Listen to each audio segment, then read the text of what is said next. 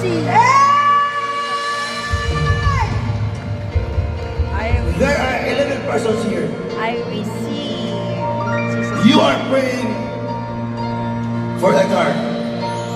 I receive. Jesus. And some of you are praying for a business. I receive. Prophesy. That 11 persons here, you will receive it by the month of September. Hallelujah! In the name of Jesus. Take it now!